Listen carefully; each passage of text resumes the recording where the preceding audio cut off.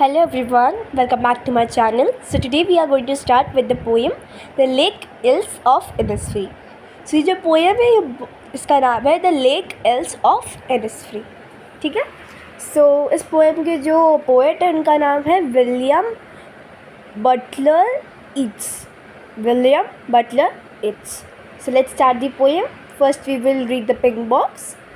This well-known poem explores the poet's longing for the peace and tranquility for Innisfree, a place where he spent a lot of time as a boy.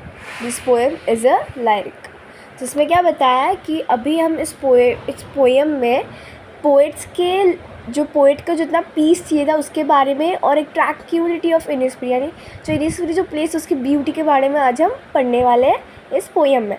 और उस Innisfree वाले जो place है Innisfree उधर poet ने अपना बहुत सारा टाइम बिताया है एज अ छोटा लड़का, एज अ छोटा बच्चा.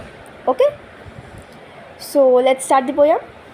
I will arise and go now and go to Innisfree, and a small cabin built there of clay and wattles made. 9 bean rolls will I have there, a hive for the honeybees, and live alone in the bee-load glade.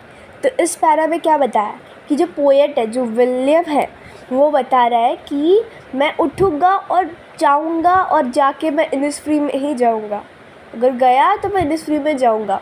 वहाँ पे जाके मैं छोटा सा cabin यानी छोटा सा room, एक घर बनाऊँगा जो कि क्ले और वॉटल्स का मतलब क्या होता है, ट्विस्टेड स्टिक्स होते हैं जिससे कि वॉल्स और फेंसिंग्स बनाते हैं. उससे एक छोटा सा घर बनाऊँगा और 9 रो रहेंगे बीन्स के जहाँ पे मैं रहूँगा. वहाँ पे एक हनी बी का हाइव यानी हनी बी का छत्ता, मधुमक्खी का छत्ता होगा और वहाँ पे मैं पूरे जगह में मैं अकेला रहूँगा. तो ये क्या हो रहा है, पोएट बोल रहा है कि मैं जाऊँगा इनिस्फ्री में और वहाँ पे एक छोटे से घर में रहूँगा जो कि क्ले और वाटर से बना रहेगा और उधर एक हनी बी का छत्ता भी रहेगा. सो फर्स्ट पैरा में ये बताया गया.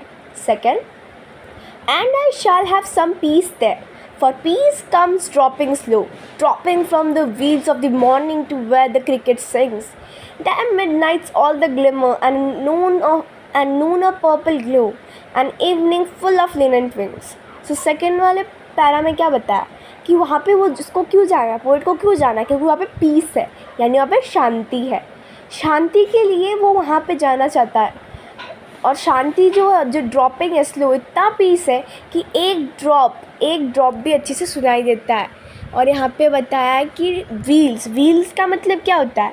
It means that the womens those who take that piece of cloth to hide their face और प्रोटेक्ट देम, मतलब जो घूंघट होती है एक्चुअली जिसको घूंघट बोलते हैं हिंदी में, उसको यहाँ पे व्हील्स कहा गया है. पर यहाँ पे वुमेंस नहीं है, यहाँ पे व्हील्स ऑफ मॉर्निंग बताया गया है.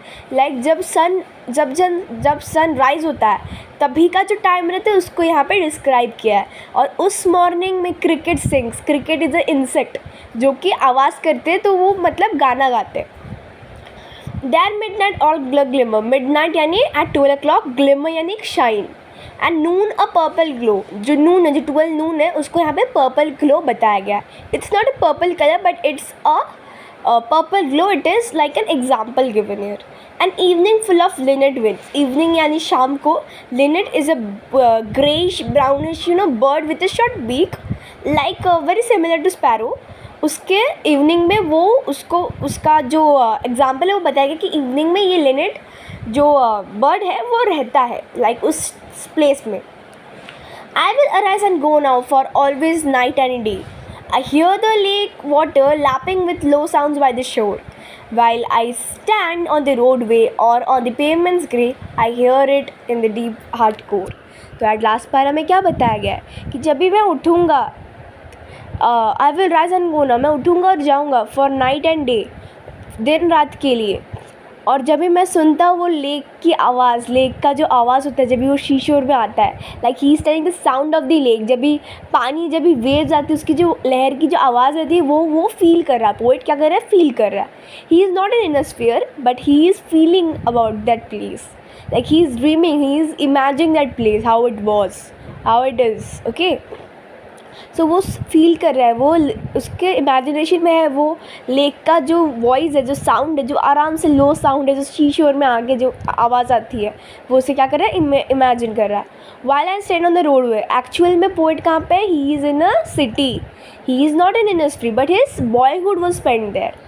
समझा? जब भी वो छोटा था तभी वो वहाँ पे रहता था, बट जब भी बड़ा हो गया, मतलब अभी जो है वो सिटी में रहता है, एक अर्बन सिटी जहाँ पे वो रोड में खड़ा है. उसको सारे क्या दिख रहे, पेवमेंट्स दिख रहे, पेवमेंट्स, यानी कि सारे उसको बिल्डिंग, यू नो, हलचल, आवाज़, नॉइज़ पॉल्यूशंस वगैरह दिख रहा है. There is no peace in city, so he is thinking about it and this place is always in its heart core. I hear it in the deep heart core. ये जो सब उसको sounds, linnet's wing, purple glow, ये सब उसके heart core में है, यानी कि वो इन सब के बारे में इमेजिन यानी फील कर रहा है. He wanted to go in Innisfree but he can not as he grow up. वो अपने बचपन में, उसका बॉयहुड, उसका जो चाइल्डहुड है, वो बहुत ही टाइम उस प्लेस में था. Okay, so here the poem is done. It was written by William Butler ईस्ट. Okay, so let's start the glossary. Wattles, twisted strings for making fences and walls. Glade, open space, यानी एक खुला जगह और एक ground. Linnet, a small brown and grey bird with a short beak. So ये अभी आप सोच रहे हैं ये इनिस्फ्री एक्चुअल में रियली एग्जिस्ट करता है या नहीं. So actual this lake is exist. It is in Scotland. Scotland में ये लेक है and it's really very beautiful. So and this is a real poem, like it's a real life poem. This place is actually exist.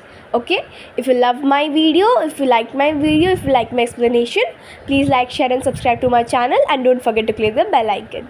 Bye bye. I hope you all understood. अब सबको समझा होगा तो आप please मेरा channel को like, share और subscribe कर दीजिए. Thank you. Bye bye.